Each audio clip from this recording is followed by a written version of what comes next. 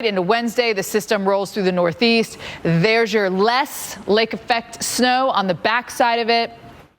It also could bring a little bit of icing too, so watch out for that, little peaks of it. But the next system, what I'm calling system number 3, brings a much better chance for icing as we head into the weekend and into next week. And then behind that, the really cold air. So we stay in a bit of an active pattern.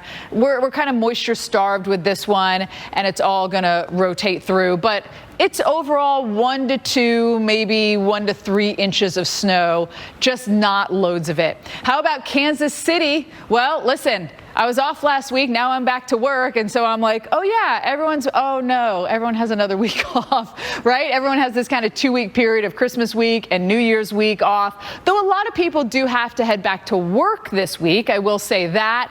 And so maybe kids are home alone. They're going to be stuck inside here playing probably video games and iPads, Jim, with all that weather. That sounds about right. And the new toys that they just got mentioned that caused all that severe weather is now moving through the Great Lakes in the Northeast. Little bit of snow, mainly rain with this, though.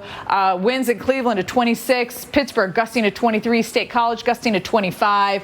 And all of this is going to be making its way out of here. This is really the ending stages of this system for us. Heavy rain, though. It is just screaming through the Boston area. Also, Rhode Island. We're getting better. Connecticut, we're starting to clear out. This is going to get deeper into Maine as we go throughout the day today. And so that just means we'll see more clouds and more showers. But just by the looks of this, you can tell that it's towards the end of its life by the shape of where we have all the types of weather for us.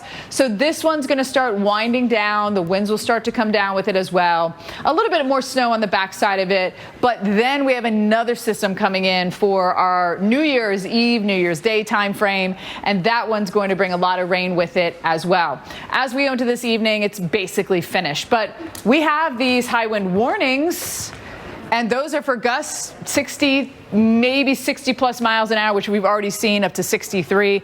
The wind advisories are more in that 40 to 50 mile an hour range. So just a touch better. But it's not just the Great Lakes. Look into Boston. I'm telling you, I think air travel could be problematic here. It could be bumpy, it could be slow, and it's not just the air. Also on the roads, we could be have problematic road travel as well. So heavy rain for us here in Boston just in the morning. But 90, 81, 95 is good once you get basically out of New England. Though we're clearing out here into Connecticut and Rhode Island, but you'll need those sunglasses. And look at our temperatures. In the 50s and 60s for us. But again, I think we'll have some I don't know if we'll have major delays. In Buffalo, we probably will. But Molly, we'll have definitely some delays for us here. Some delays, and that's the first system. Yeah. Quickly followed. Oh, let's talk about our old friend, the polar vortex. She's back with a vengeance, by the way. Major vengeance. We always have this. Yeah. It's always, think about it. It's Polar, just hanging there. poles, vortex, rotating pocket of cold air. Simple. Sometimes in the winter, pieces of this can break off.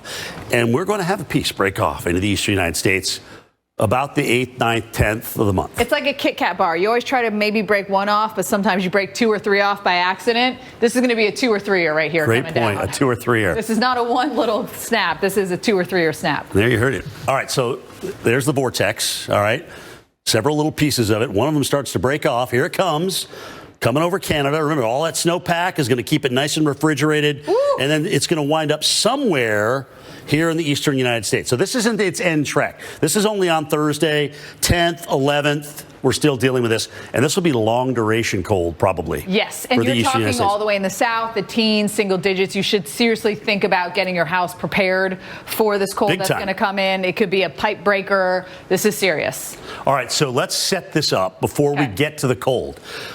Cold air comes in behind the New Year's Day system. Yes. All right. Which is in the plains right now. Right. So then another piece of energy comes all the way across the country, west to east. Now, depending on track, Steph, look at the potential snowpack this lays down. Yeah, and by the way, icing. I do want to say that we could have, pretty significant icing with some of this as well. Yeah, so GFS and European are trying to figure out what they're going to do with it. But here's the deal. The more snowpack we have, the colder that air mass remains once it does come down on the 9th, 10th, and 11th. So that is absolutely a part of the final equation and here. And the reason being, before we move on, the reason being is, just in case it, doesn't necessarily connect, if you already have cold snow, think about ice on the ground, when the cold air goes over that, it doesn't moderate like it would if the snow wasn't there. Big time. Then it wouldn't be as cold, and that air mass would moderate a little bit. So it makes a huge difference. It does make a huge difference, especially as it continues to penetrate even into the deep south come late next week, into late next weekend. Look at the snowpack that the European puts down. It's really cranking it out. That is huge. I mean, that's obviously a big event. That would be a named storm here. I think it will be anyway. We could have 2 new named storms before the 15th of the month, by the way. Here you go. GFS model, not as much farther north track, but it'll figure it out. Somewhere in between what we've just showed you will be the truth. It will. To Steph's point, it's a refrigeration process of the air mass that follows. Refrigeration, this is like the, what is it, colder than a freezer, like the dry ice. Oh, the dry ice. It's like a dry ice situation. Yeah, that's actually a better analogy. So where's this cold air? I mean, this isn't too bad. No. Across central Canada, you get up toward Inuvik. 33 below. It starts getting a little bit cold, and Dead Horse, 29 below. But where is this air originating from? Siberia. All right, it won't be this. No. When it comes into, the United States, we'll have some 27 belows But people in Montana. might say it feels like it's 56 below. And look at the confidence in the high probabilities of below average temperatures. All the way down. If you're in Florida, if you're a farmer, think about this. If you got pipes and construction in the south, you got to think about it if too. that cold air is there and you throw a little moisture in it, what do you get in the south? Yeah, what are you thinking, Mal? Have you seen some of the maps being shared on social media? Some people need to relax. People are going. That close-up shot right there, you like at the end of that, the tornado, you see it just quickly rip everything apart. It's just wild. I know. I saw that too. The thrown there. I don't know. Yeah, I don't know. It's possible. Now, the South are cleaning up this morning after a deadly tornado outbreak over the weekend. A look at the devastation after more than 100 tornado warnings were issued. Jim. All right, what's left of that system? Bring you some rain. Exactly. So we want to talk about our New Year's Eve storm. Now, here's the tough thing. I know it doesn't look very potent. There's number 1, right, that Molly was talking about. And then we have number 2 that is in the plains right now. It's not super intense, but it's like we don't want any rain as we get into our New Year's Eve. And unfortunately, this very stretched out system is going to gain intensity as it gets into a bit of a ball here. That means wind gusts 30, even up to 40 miles an hour here for our New Year's Eve. And we will see that rain getting into the northeast as well. So tonight, which is Monday, our system is going to get its act together. But as we head into our Tuesday night, that rain is going to be getting into the northeast with snow on the backside. And these isobars not too super tightly packed, but still some breezy conditions with this system. And I do think that there's going to be rain as you kick off the festivities in the, New York area, the New York City area, the tri-state there. Also Boston, if you're partying past midnight, you're going to get in on some of this as well. And right now, it looks not very impressive, right? But as it drops down and strengthens, we get the messy weather. We're lucky because this thing's going to be out of here by the time we do our New Year's celebration. So this is New Year's Eve tomorrow. Yes, we're wet in the Midwest, but it quickly moves out as we head into the evening hours. You're not going to have to worry about all that mess because it's going to be getting into the northeast. Overall, anyways, with this system, very light with the rain, but I will say the snow with this in the northeast could be quite impressive. You could be talking half a foot or more with the rain coming in. Today, Monday, this is a day to play inside with all those new toys that you got, some of those indoor toys if possible. Those showers are going to linger around really kind of through the day. Maybe some of that frozen stuff giving us a kiss goodnight here, Jim, into the overnight hours. If you don't like that forecast, some of our airports, it's not only there. State College, Pittsburgh, we're gusting in the 30s to 20s respectively. And we do have just sustained winds around 15 to 20 miles an hour and a little bit of moisture associated with this as well. We got a lot of bit of moisture that's been coming through New England, going through the Cape right now and making its way into New England, a stream right off the Atlantic for us, and that's going to keep moving east. So this whole system, you can tell just by the way it looks that it's starting to really kind of wind down. and it will do that as we go throughout the day today. As we head into the afternoon, notice the sunshine's going to be back here for New England, New York, D.C. You've already gone through all this, and we do have the clouds and some showers lingering around the Great Lakes. Definitely plenty of delays here. And Molly, at the very least, you're going to experience turbulence, or if your plane is coming from one of these areas, could be a little slow to get into you. And I know Denver's having issues already with the wind that's there. It's always such a bummer when you're sitting at an airport that has... All right, let's talk about our friend, the polar vortex. It's coming back. She's back. Is it a he or a she? I don't know. It just makes... He's back. I don't know. I guess. Anyway, polar and vortex. We can put it together. They're at the poles. Yes. They've always been there, North Pole, South Pole. Vortexing and they away. spin around. That looks like a summer polar vortex, right? In the winter, you can get pieces of this that break off. And we're going to have one. Yes. Okay, it's going to come up about the first, let's say, day 8, day 9 of the new month, and it's going to drop on south. So here this thing is rotating around, cold, cold, cold air. Here it comes.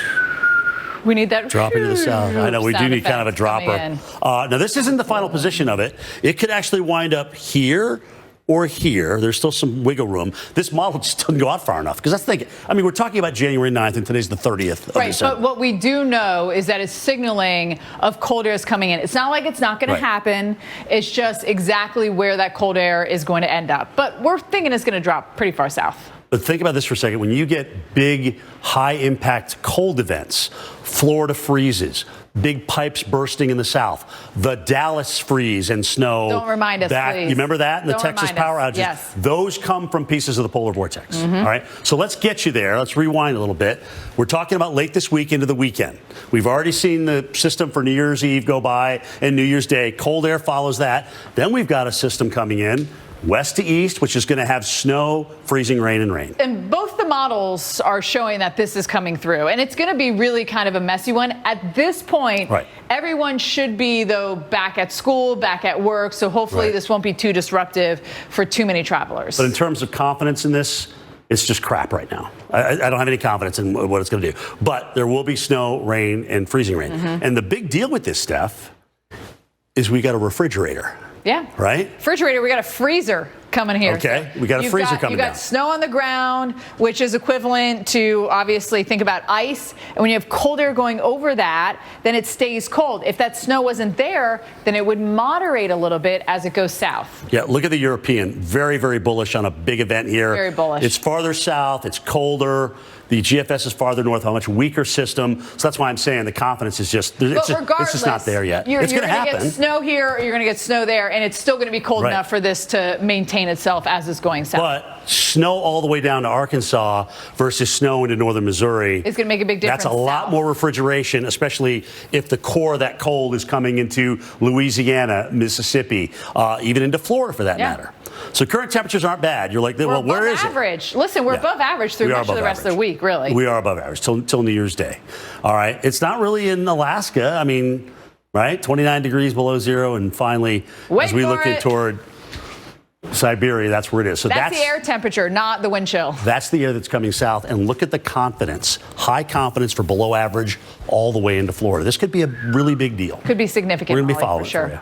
That's as we welcome in 2025, but we have to get to 2025.